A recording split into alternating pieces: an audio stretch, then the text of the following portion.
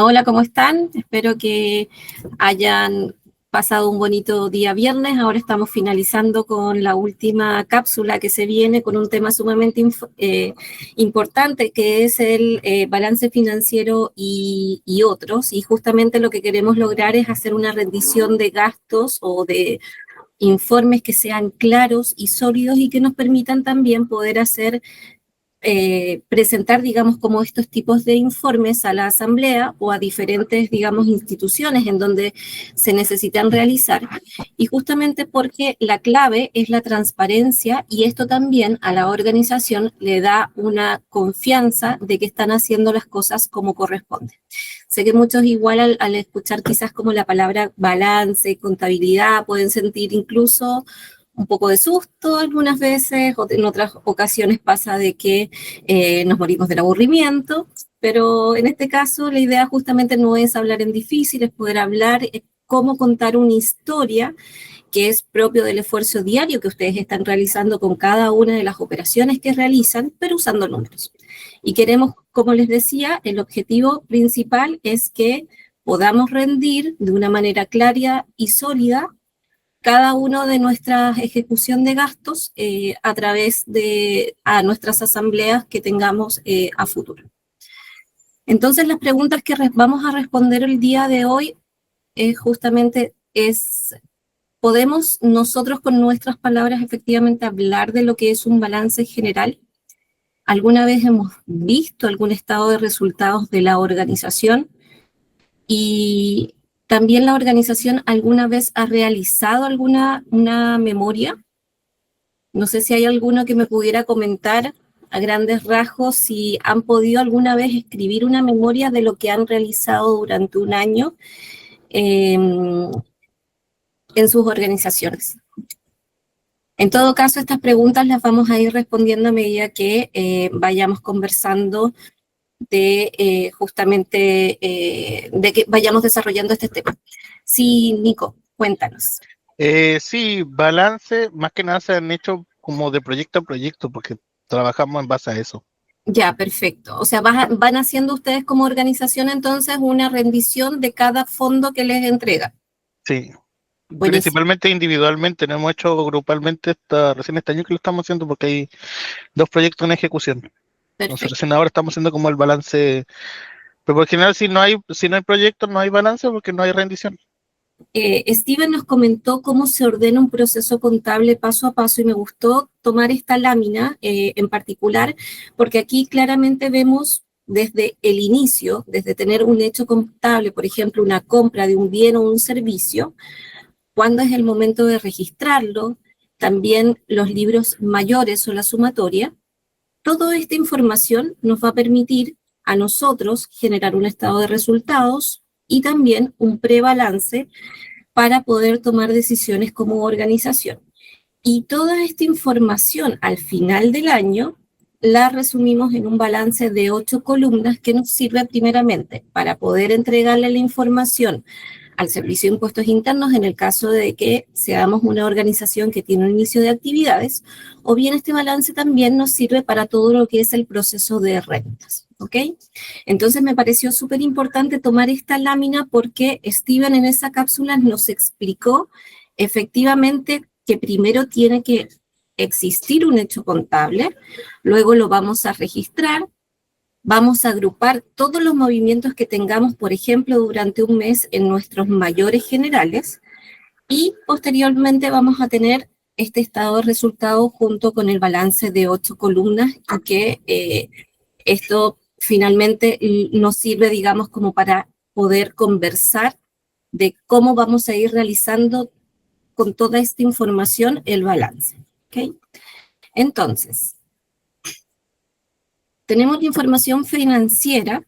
¿Y por qué hacemos todo esto? No es solamente como por cumplir, sino que estos informes son vitales, ya que con ellos podemos saber cómo está la organización en sí en un tiempo determinado.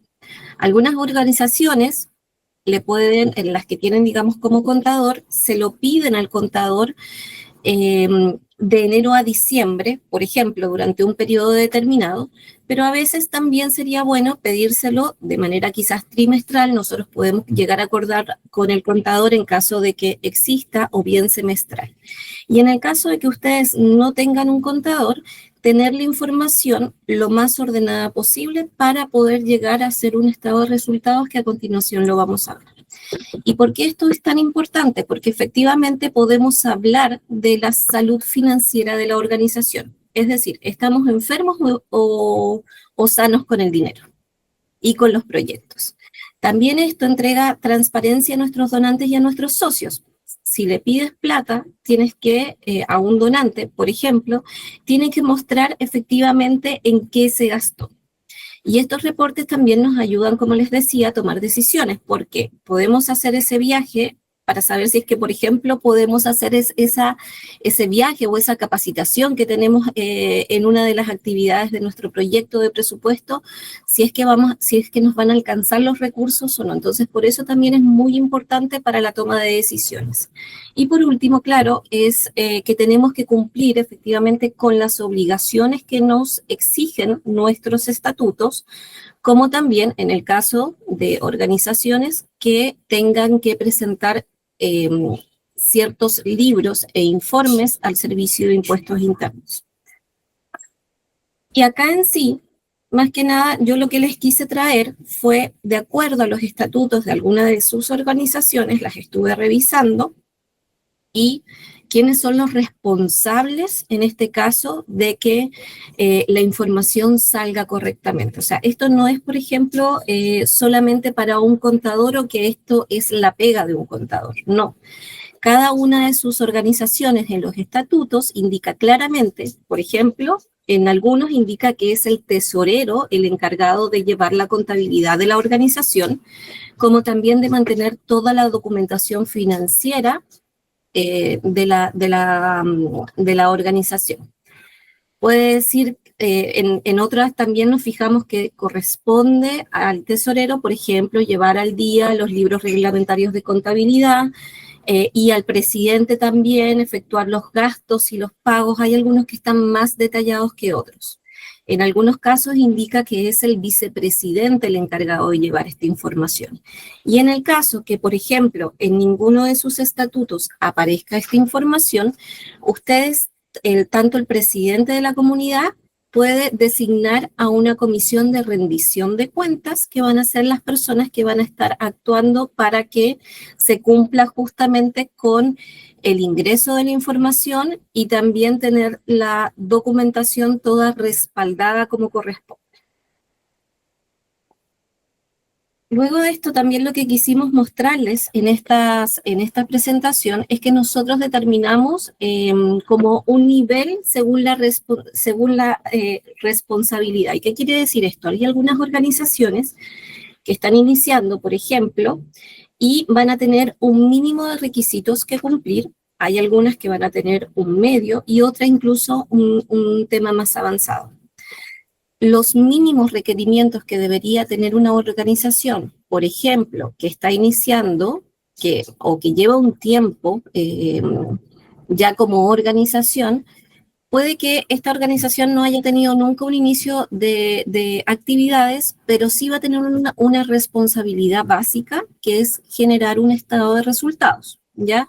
¿Para qué? Justamente para poder presentar los datos a la asamblea e incluso a los donantes, como lo habíamos mencionado anteriormente. Si, por ejemplo, la organización está en un estado medio, es decir, que puede o no incluso tener un inicio de actividades, al menos deben contar con un estado de resultados. Y en el caso de que ustedes, por ejemplo, hayan presentado un proyecto en donde indican que van a comprar un activo o que van a tener pasivos, en ese momento vamos a tener que generar notas al pie del estado de resultados para poder valorizar también y mostrar al momento que hagamos una rendición, por ejemplo, a una asamblea. Y por última parte tenemos a las organizaciones que ya están como en un nivel un poco más avanzado, que quiere decir que son organizaciones que ya llevan un tiempo, que tienen inicio de actividades, que tienen proyectos, que además también venden sus servicios, por ejemplo, a otras organizaciones o a público general, y que pueden que estén acogidas también a la ley de donaciones. Ya pueden haber muchas dentro hoy por hoy en Chile.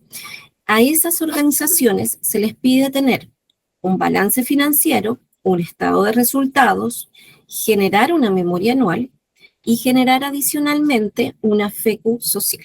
Que todos estos temas los vamos a ir desarrollando a continuación, ¿ok? Entonces, ahora, por ejemplo, pensemos que estamos en una organización chiquitita, la que, por ejemplo, no tiene un inicio de actividades, pero sí debe presentar un estado de resultados.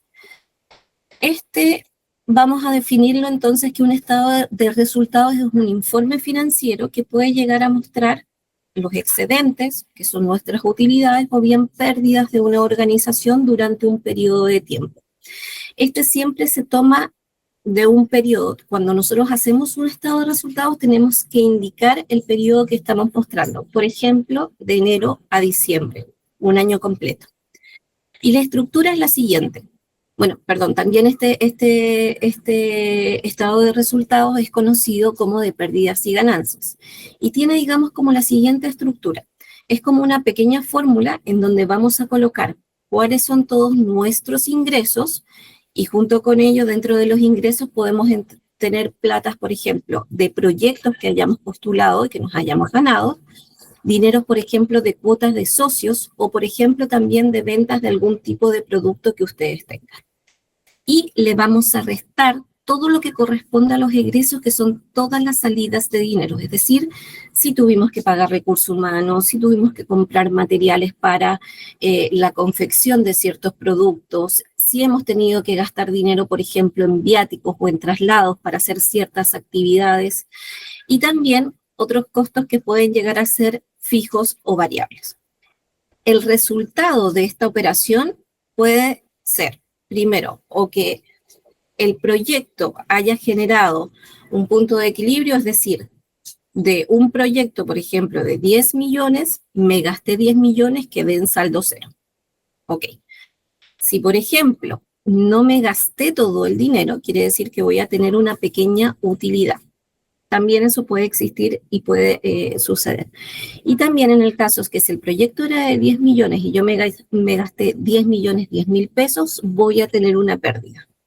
Y esto también tenemos que saber cómo manejarlo, porque ese tipo de pérdidas tenemos que nosotros asumirlas como organización.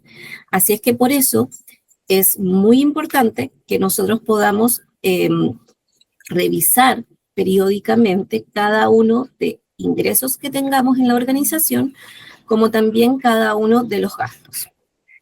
Y también dentro de los ingresos, y aquí sí que me quería detener un poquito, porque podemos tener diferentes costos. Si se fijan ahí en la lámina, dice costos fijos o variables. ¿A qué llamamos costos fijos? Son todos los costos que la organización necesita para que funcione independientemente del proyecto que puedan estar ustedes ejecutando. Por ejemplo, si ustedes arriendan una sede vecinal, porque ahí se juntan a discutir todos los temas de la organización y por eso ustedes están pagando, ese costo lo tiene que sí o sí asumir y considerar la organización. Pero también ojo aquí, que hay algunos proyectos que no permiten este tipo de costos fijos. Así es que por eso hay que tener y revisar bien las bases de los proyectos para saber si los podemos incluir o no en este estado de resultados. También, por ejemplo, otras cosas que puedan estar utilizando ustedes. Por ejemplo, necesitan internet y están pagando por internet, y esto es necesario para que ustedes como organización cumplan con la misión de la organización. Ok, entonces esos gastos también se tienen que cancelar. O sea, son costos fijos. Versus los costos variables, que son todos los costos que están directamente relacionados con el proyecto.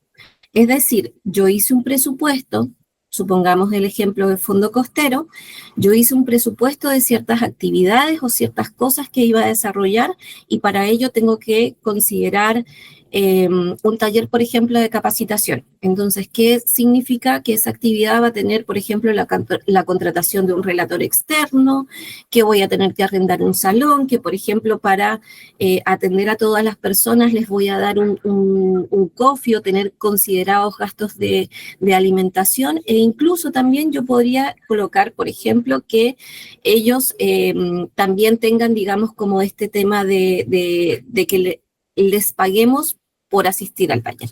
Es decir, los traslados. Entonces, eso también, si tiene relación directa con el proyecto, es un costo variable, ¿ya? No sé si hasta el momento tienen alguna duda o alguna consulta para que me vayan ustedes contando. Y me van interrumpiendo, me van levantando la mano, ya, por las dudas. Steven. Sí, nosotros hemos visto en algunas organizaciones que hay algunos costos que a veces no se incluyen o se les olvida incluir. Por ejemplo, quienes tienen página web, año a año tienen que pagar una cosa que se llama host y dominio. Quienes tienen contador a veces tienen que pagarle un monto chiquitito al contador y eso también se considera un costo fijo, pero a veces se les olvida incluirlo o lo paga la directora o el director y se queda ahí y nunca lo registran. En fin, Así es. o se tiene que pagar alguna compensación por los servicios de la sede, entonces servicios como luz, agua, gas, no sé, pagamos 15 lucas mensuales y tampoco se registran. Esos podrían ser costos fijos importantes de registrar. Así Eso es. solamente.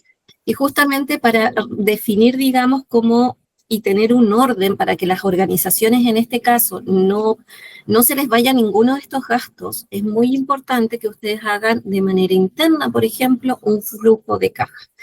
¿Por qué? Porque acá van a estar detallados todos los ingresos que ustedes tengan, como también cada uno de los gastos. Entonces yo acá a continuación les quiero presentar, digamos, como un flujo de caja de la organización AEI, y en esta, digamos, ellos ganaron un proyecto con fondo costero, entonces ahora lo que necesitamos es revisar eh, para poder presentarles a nuestros socios.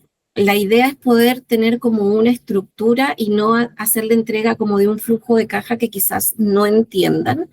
Esto a nosotros nos sirve como para llevar un control, pero la idea es poder presentárselo en simple. Entonces acá, en este, digamos, flujo de caja, tenemos, por ejemplo, que Fondo Costero el 30 de junio nos entrega 10 millones de pesos que están en nuestras cuentas de la organización. Y a partir de eso hemos ido realizando ciertos gastos que son del proyecto y algunos que no lo son. Por ejemplo, tenemos la coordinación de un recurso humano por la coordinación del proyecto propiamente tal, de 2 millones de pesos y está pagado. Tuvimos otra boleta de honorarios, por ejemplo, para cancelar los servicios de un geógrafo que nos sirvió para poder hacer este tema, digamos, de labores de georreferencia. Ahí tenemos 500.000 pesos. Tenemos boletas, por ejemplo, por transporte que quizás le tuvimos que pagar a este geógrafo para que se dirigiera al lugar. Pagamos su boleta, sus pasajes aéreos. Facturas, por ejemplo, los transportes, compramos también para el proyecto 100 libros, también cositas para comer, por tanto estos también están considerados como imprevistos. Y por último también hay un gasto que dice arriendo de junta vecinal de todo el año de 2.400.000. Cada uno de estos, que si bien están en esta planilla y están conectados de que ya fueron pagados, y con todos los sustentos para poder hacer una revisión de cada uno de estos gastos. Entonces, ya tenemos, digamos, como toda la información para poder trabajar en cómo poder presentarle los gastos a la asamblea. Ojo aquí que dice una nota que el arriendo de la sede se paga de manera,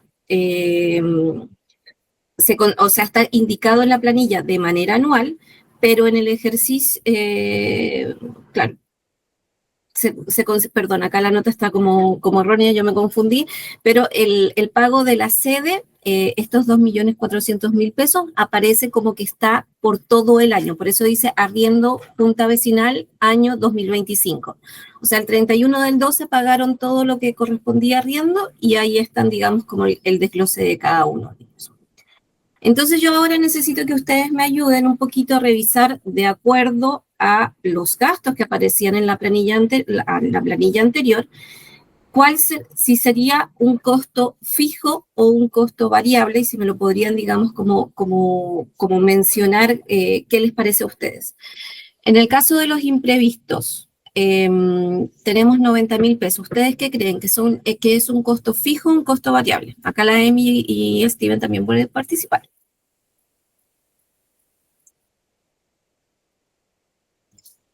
Costo variable, Costo variable, perfecto, Nico. ¿Por qué crees que es un costo variable? porque los imprevistos siempre son eso mismo.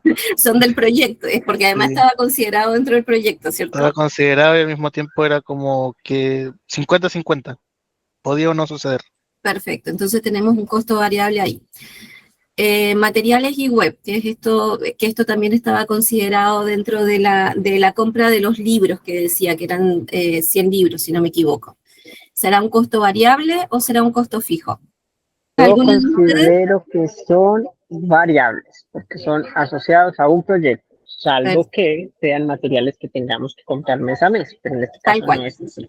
Claro, porque en la planilla también decía como específicamente que eran los insumos de 100 libros que eran justamente para el tema del proyecto. El recurso humano, que decía que era la coordinación del proyecto, porque esa es como digamos, como la ayudadita que decía dentro de nuestro flujo de caja. ¿Será un costo fijo o variable? Según yo, que como está, digamos, asociado al proyecto en este caso en sí, debería ser un costo variable, porque es la supervisión de este proyecto en sí. ¿Ya? Tenemos también los servicios a terceros, que era el honorario que le pagamos a nuestro geógrafo para que nos hiciera la georreferencia quizás del lugar. Esto también es exclusivamente del proyecto, por tanto es un costo variable. Tenemos los transportes y viáticos, que acá en este caso eran pasajes aéreos y alimentación. Aquí también en este caso, que eran exclusivamente de proyecto, corresponde un gasto variable. Y por último, tenemos el arriendo de la sede vecinal, que era como todo el año, que se incluyó en una sola línea, ¿ok? Entonces, esto sería un costo fijo. Hacemos la sumatoria total, teníamos 10 millones en cuanto al proyecto y ya hemos gastado, digamos, como de enero a diciembre, ya gastamos 1 millón, perdón, dentro de los 10 millones, eso es lo que aparece.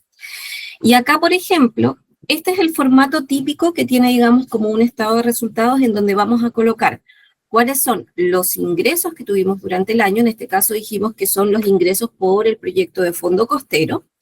Vamos a restarle todo lo que son los costos variables. Cuando hicimos la sumatoria en la anterior, determinamos, digamos, todos los costos variables, imprevistos, coordinación de recurso humano, el tema, digamos, de los materiales y suministros de página web y demás, aparece el monto total, 4.009.000, y los ingresos menos el costo variable me da un margen que sería los 5.010.000, porque es simplemente una resta, y a esto adicionalmente vamos a descontarle los costos fijos, que son el arriendo de 2.400.000, y acá en este caso el resultado que me está presentando son 2.610.000 pesos, que quiere decir que este es el dinero que tenemos disponible para seguir ejecutando el proyecto. Por tanto, no estamos en pérdidas con esta organización. ¿Ya? Si tienen, me avisan si tienen alguna consulta. Sí, ahí mencionar, Gerald, que hay algunas organizaciones que, por ejemplo, no tienen costos fijos, porque es parte de su naturaleza de la organización, no comprometerse con costos fijos. En ese caso, el estado de resultados vendría siendo como los ingresos y los egresos en un solo bloque. En una sola línea. A la mayoría nos pasa eso. Por tanto, no habría necesariamente que diferenciar costos fijos de costos variables. Así es. Pero mírenlo por el otro lado, porque aquí no solamente hay directivas de la organización, sino también hay personas que participan en la organización. Sí. Sería muy bueno que para mí como participante de la organización, sea como asociado, comunero, me puedan distinguir qué cosas tenemos que pagar sí o sí todos los meses y qué cosas sí o sí van por el proyecto, porque eso es información que me lleva a tomar decisiones, que por ejemplo, cuánto mensualmente es lo mínimo que tenemos que tener para responder con esos compromisos, y así sucesivamente. Sí, justamente. Muchas gracias, Steven. Eso es sumamente interesante porque también este tipo de estructura que nosotros le estamos dando al estado de resultados es mucho más fácil para presentarle también a la asamblea y no así como la planilla completa del flujo de caja que tengamos. Entonces, este es un formato muy típico que se puede utilizar, ¿ok? Bueno, acá tenemos, digamos, como otra organización que es, por ejemplo, la del nivel medio y la que habíamos dicho que necesitamos un estado de resultados, pero también notas de activo y pasivo. ¿Y por qué acá necesitamos eso? Porque tenemos esta organización, por ejemplo, que tiene ingresos, también es otra organización, otro nombre, que también tomó el resultado, digamos, como de un periodo de tiempo, de enero a diciembre del 2025, y este informe, digamos, como que está presentado en pesos chilenos. Eso es como la mínima información que deberíamos tener en cada uno de estos. Tenemos los ingresos del proyecto de fondo costero de 10 millones de pesos. En esta organización, por ejemplo, tienen costos variables, es decir, para la ejecución del proyecto ya han gastado 1.100.000, y por tanto también tienen costos fijos que tienen de 100.000. Hacemos la resta y quedan 8.800.000, que eso debería ser en estricta, si nosotros lo mostramos solamente como eso, los comuneros o bien a otra persona que viene de afuera puede decir, ok, si yo entonces tengo que revisar la cuenta de la organización, debería quedar todavía 8.800.000. Pero ojo, porque acá dentro de las notas de la organización, lo que está diciendo es, por ejemplo, en la nota 1, si se fijan, dice, de estos 8.800.000, esta organización adquirió una panga nueva de 8.500.000. Por tanto, ya no me quedan 8.800.000. Me quedarían 300.000 en estricto rigor porque estoy descontando esta panga. Pero es necesario incluirlo, porque si no los comuneros no van a tener, o las personas, nuestros propios socios, no van a tener idea de cómo salieron o de dónde está, digamos, esa diferencia. Entonces, en este caso, por ejemplo, ok, se compraron 8.500.000 con la panga nueva, más los implementos de turismo que fueron adquiridos en el mes de mayo, y esto sí fue, vamos a dejar una nota que sea lo suficientemente explícita para poder decir, tenemos la panga, tenemos los implementos que fueron adquiridos en mayo, fue financiado por el proyecto, le colocamos el nombre, y si queremos revisar, podemos adjuntar el inventario, que también es ideal para que tengamos la información. Dentro de esto también indica que se recibió una boleta de honorarios de la señora María Pérez por 233.000 el 30 de diciembre del 2025. ¿Qué quiere decir? Que si yo tomo una fotografía de esta información o del balance, este gasto lo tengo que registrar como un hecho contable, pero me va a quedar algo por pagar. ¿Por qué? Porque no alcancé a hacerle, digamos, como la transferencia el día 30, por tanto me va a salir el próximo año durante, no sé, el 2 de enero, por ejemplo. Como ya tenemos un cierre de año y un cierre de esta fotografía inicial que hicimos del estado de resultados, entonces tenemos que dejarlo. ¿Por qué? Porque esa plata la tenemos que dejar guardada para poder hacer el pago en el mes de enero. Y por otra parte, se indica en una tercera nota, se indica que se debe considerar la depreciación de la panga. ¿Por qué? Porque primero es un activo que se compró nuevo. Y yo no sé si ustedes saben qué es la depreciación en sí. No sé si alguien me quiere comentar o bien les voy comentando lo que significa. Si alguien quiere intervenir, me cuenta.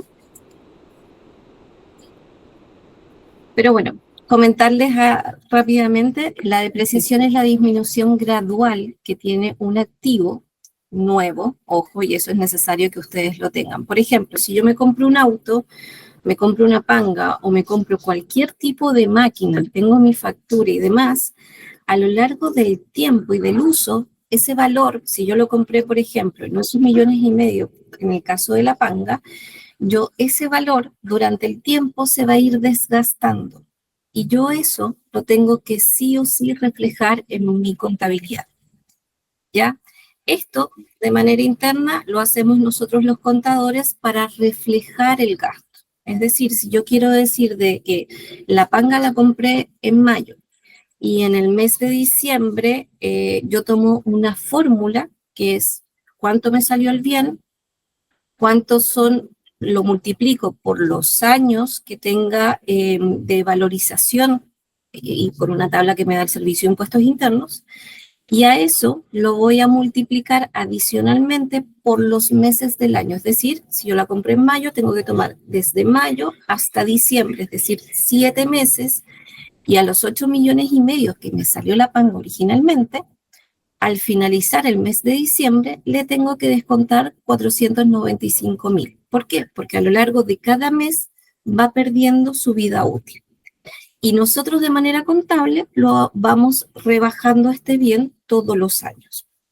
Porque el día de mañana, por ejemplo, si yo quiero vender la panga, puede que no le pueda sacar los 8,5 millones, le voy a sacar la diferencia. Si lo vendo en diciembre, ya no me va a salir 8,5 millones, me va a salir 8 millones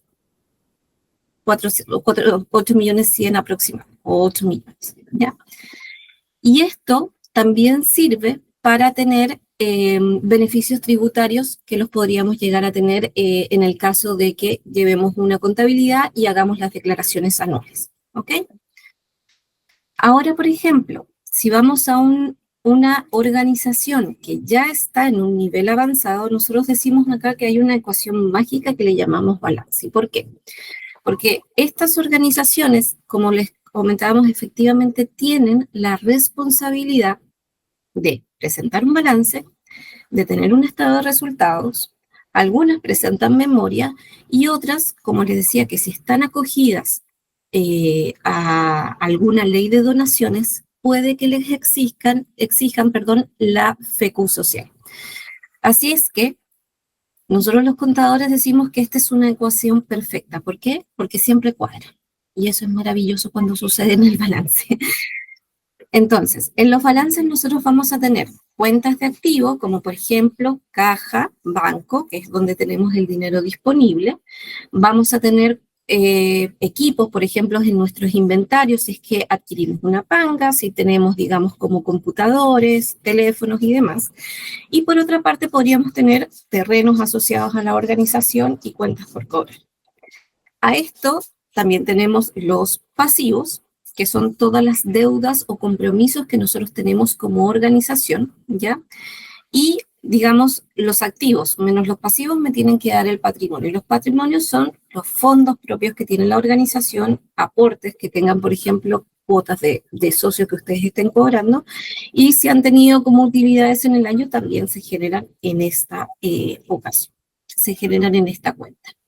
Entonces, dentro de nuestros activos, nosotros tenemos un activo circulante. ¿Y por qué se llama así? Porque prácticamente es el dinero que nosotros tenemos disponible para poder utilizar, es decir, que es la plata que se termina moviendo.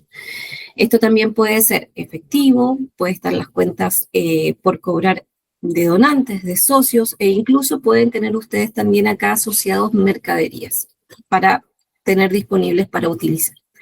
Y también dentro de los activos tenemos los activos fijos, que son aquellos que se quedan, digamos, como dentro de la organización y son los bienes que nosotros tenemos para poder operar, en este caso, por mucho tiempo. Por ejemplo, en el caso anterior teníamos una panga, compra digamos, como de muebles, computadores y demás. Y por otra parte, tenemos los pasivos, que son todas las deudas, los que le debemos a terceros. Es decir, por ejemplo, si nosotros tuviéramos un préstamo con un banco que estamos cancelando, eso queda dentro de los pasivos porque es una deuda que yo adquiero con otra persona. O si hemos comprado, por ejemplo, algún tipo de mercadería, le vamos a deber ese dinero a los proveedores en caso de que no hayamos hecho todavía el pago. O en el caso, por ejemplo, del ejemplo anterior de la boleta que se emitió en el mes de diciembre, esa boleta de honorarios que me va a quedar como por pagar también queda como una deuda. Y el patrimonio, como les decía, son los fondos propios de la organización. En este caso puede ser capital o se llama también muchas veces como aporte de capital, aporte, digamos, para poder empezar a iniciar la organización. Tenemos los déficits, que son las pérdidas que hemos tenido durante otros años, o bien las utilidades, que son los excedentes que se van acumulando.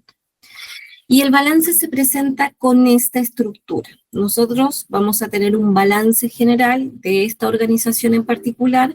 Se tomó el periodo, en este caso, de enero a diciembre, y en la primera parte vamos a ver, digamos, la primera parte son las cuentas de activos, que generalmente, como les decía, tenemos cuentas de banco, cuentas por cobrar, podemos tener caja. Las cuentas de pasivos vienen a continuación, que son los proveedores por pagar y las cuentas por pagar. Ahí se los dejé con colorcitos para que puedan ver cómo las diferencias. Las cuentas de patrimonio, que tenemos el capital o el capital que se está pendiente de pagar, también quedaría dentro de nuestra cuenta de patrimonio. Tenemos los ingresos, que pueden ser, por ejemplo, por ventas de productos, cuotas de socios o por ingresos por proyectos. Y todos los gastos que se generen en la organización.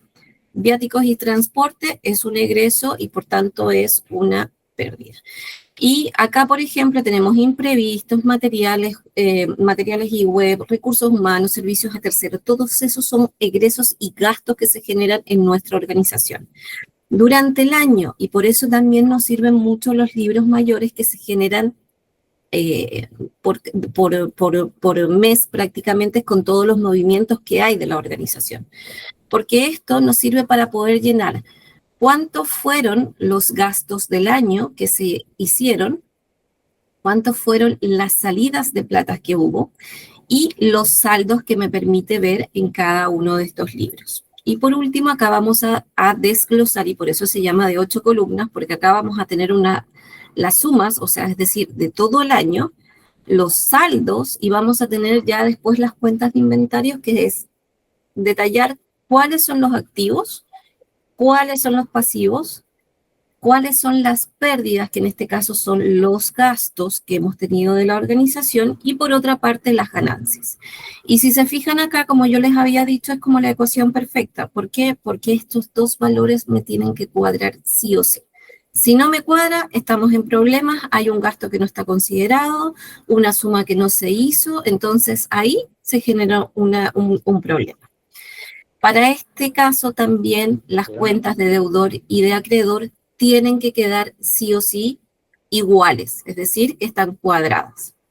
Activos y pasivos, si ustedes se fijan acá en las primeras sumas tenemos 2.260.000 y después acá hay digamos como un pequeño ajuste, que eso es lo que vamos a explicar ahora. Y por otra parte de pérdidas tenemos 7.900.000 y de ingresos 9.500.000. ¿Y por qué acá pasó esta situación? Y tuvimos que agregar una línea adicional, que es la ganancia o la utilidad que se generó. Porque yo durante el año ingresé dinero por 9,5 millones, pero solo me gasté 7,990,000. Por tanto, me queda un diferencial de 1,510,000, que si yo lo sumo acá las pérdidas y lo sumo a mi pasivo, me termina cuadrando la información. Si tuviera una pérdida, el ejercicio sería al revés. Quedaría la pérdida demostrada aquí en las ganancias para que termine cuadrando la información. Eso es un ajuste que nosotros como contadores tenemos que realizarlo y revisarlo de manera muy, muy, muy clara. Y como les digo, si alguno de estos no cuadra, significa que está mal el balance, ¿ya? Y por otra parte, como les decía, estas organizaciones que son y que están en un nivel un poquito más avanzado, generan una memoria anual, que la memoria anual tiene como una estructura son 4 pasos muy, muy simples, en las cuales inicialmente el presidente de la organización lo que genera es una pequeña carta como de saludo y de resumen del año. Es una carta instructiva en donde también indica cuál es la visión de la organización y si estamos realizando o no cómo realizamos las tareas del año.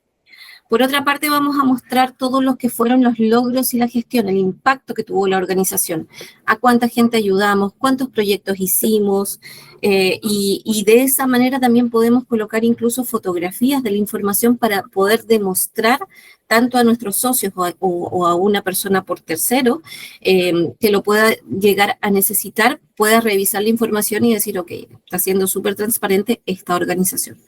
Por otra parte, hay un resumen financiero, que es explicar de cierta manera el balance en palabras simples. Pueden pegar, digamos, como una fotito del balance y una del estado de resultados y explicar algunas cosas que sean necesarias o que no son, que no, digamos, no están tan claros para cualquier persona que pueda llegar a leer la memoria. Y por último, ¿cuáles son las metas del próximo año? ¿Qué es lo que queremos hacer? ¿Cuándo lo vamos a hacer?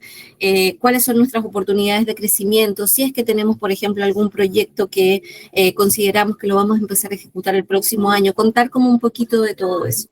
Esta memoria ustedes tienen que pensar que tiene que ser primero en palabras simples y que cualquier persona pueda ser capaz de entenderla, en el sentido de que no dejar solamente un balance pegado porque quizás no me dice nada o la otra persona no lo va a poder interpretar. Tratar de explicar un poquito siempre es sumamente importante. Y por último tenemos una FECU social. Y aquí sí me quiero detener porque esta herramienta es efectivamente altamente recomendada para las organizaciones, las fundaciones y las corporaciones. Que están efectivamente acogidas, digamos, alguna ley de donaciones, y este es un trámite que se debe realizar de manera anual y se debe entregar de manera anual junto con la memoria, el balance, y hacer este llenado que es de la FECU social. Yo acá les dejé un link para que ustedes puedan ver, bueno, acá lo tenía descargado, y la FECU social tiene una estructura bien particular. Pide, digamos, como toda la información de la organización. También pide cuáles fueron los ingresos privados, en el caso de que ustedes hayan tenido, ingresos públicos, cómo les fue durante el año. Y esta parte sí es bien delicada de llenar, pero es necesario de que ustedes las presenten. Esto se presenta en el Ministerio de Justicia y Derechos Humanos. Ustedes, al presentarlas, quedan todavía habilitados como fundación para poder seguir generando fondos o presentando proyectos con los certificados de donación respectivos. ¿Ya? Entonces, esta es una herramienta que le permite efectivamente al Ministerio de Justicia tener la transparencia de su organización. Es muy importante para que ustedes puedan rendir, como les comentaba, la ejecución de sus cuentas anuales. Y esta FECU, digamos, está orientada porque la mayoría de las sociedades anónimas, las grandes, las que digamos, tienen, digamos, como esta responsabilidad, también tienen que hacer el llenado de una FECU, ¿ok? Y ya como para ir finalizando, me gustaría que se queden como con algo. El balance, cuando nosotros hablamos del balance, es la foto, lo que nos muestra lo que tenemos en un tiempo determinado, por ejemplo, de enero a diciembre de cada año. Y la memoria, en este caso, es una película. ¿Por qué? Porque se cuenta toda la historia de lo que nosotros hicimos en un año.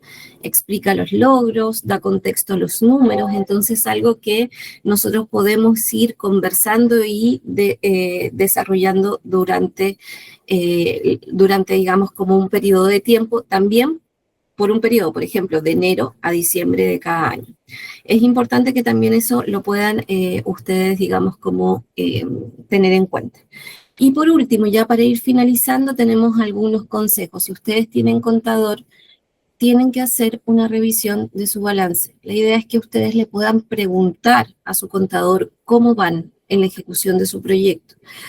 Si no lo tienen, esta responsabilidad, recuerden que las organizaciones las tienen a través de su tesorero, vicepresidente, depende de lo que digan sus estatutos, o bien establecer una comisión de cuentas, es decir, las personas que van a ser responsables de esto. Por otra parte, si es que tienen contador, no le pidan el balance solamente para archivarlo y decir, bueno, ya cumplimos. No, Ustedes tienen que ser un poquito ahí como sentarse con él y que les explique bien cada uno de los números que aparecen en esa digamos, como en esa información de los números. ¿Por qué? Porque todo esto va de la mano con la declaración de renta y el proceso de rentas. Si una organización ha iniciado actividades, quiere decir que tenemos que preguntarle al contador cuáles son las fechas para poder hacer entrega de las declaraciones juradas y también del formulario 22, ¿ya? Y eso también tiene que estar en nuestro radar, porque en el caso de que no se envíen en los tiempos que corresponde, nos puede generar multas y las multas generalmente para las organizaciones las tienen que asumir ustedes finalmente y no lo podemos tampoco cargar a un proyecto. También eso es para tener en cuenta porque es un gasto o un tema económico que van a tener que asumir como organización. La generación de la memoria sirve efectivamente para que ustedes puedan demostrar todas las actividades que han realizado durante el año. Entonces, por cada una de las actividades que vayan realizando, háganse un checklist para no olvidar nada de lo que pasó en el año y así poder demostrarlo no solamente a sus socios o en una asamblea, sino para cualquier persona que está compartiendo y participando en la organización.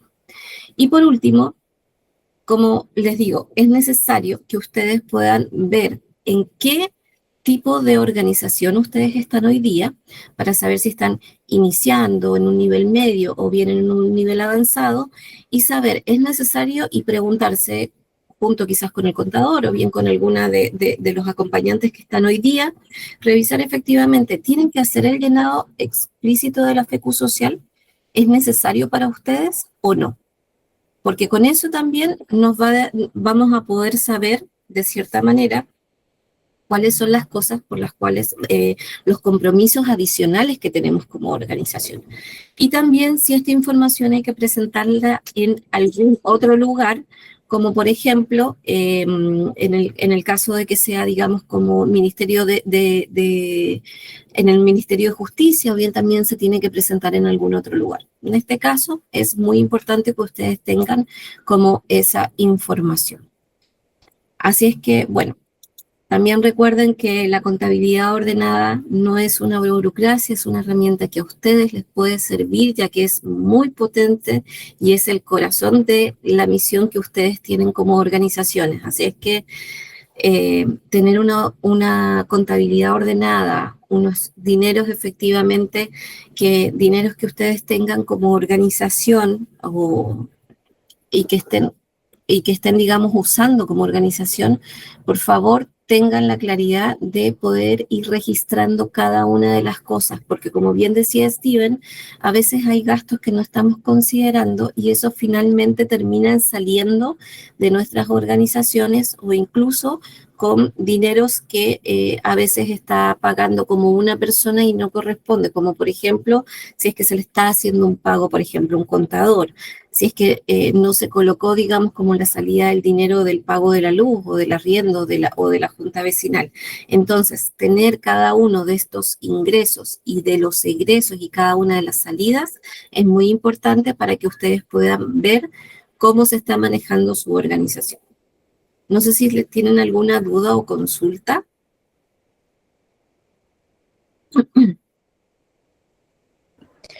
Ahí Gerald, la Pamela está preguntando si para quién es como obligatorio la FECU. En teoría, para las organizaciones que están reguladas por la 20.500, es decir, fundaciones y corporaciones, es obligatorio. Y pregunta que si no se presentó los años anteriores, ¿se puede presentar posterior? La respuesta es sí. Y el plazo no es diciembre. Hay una página que te la... y si quieres preguntar ahí Sí, Pamela. directo, Pamela, dale. A ver. Dale, Pamela, si quieres ¿Sí? preguntar directo. Sí, dale nomás. Sí, mi pregunta es, aunque sea sin inicio de actividades también. Ya. Sí. Sí, y de hecho, o sea, no es que ustedes tengan que presentarla al 31, las FECU generalmente se presentan en el mes de junio del año próximos. O sea, es decir, Claro. si ustedes rindieron de el 1 de enero del 2025 hasta el 31 de enero del 2025, tengo entendido que la FECU justo de ese periodo corresponde al mes de junio del 2026. De hecho, es posterior a la declaración de renta, que es en el mes de abril-mayo. Steven me dice que sí. Gracias, Steven. Apoyo. Sí, tal cual, es una razón tributaria, pero también de que le dé tiempo a las organizaciones de preparar esta memoria de proyectos y de todos los acontecimientos que se hicieron. Así es.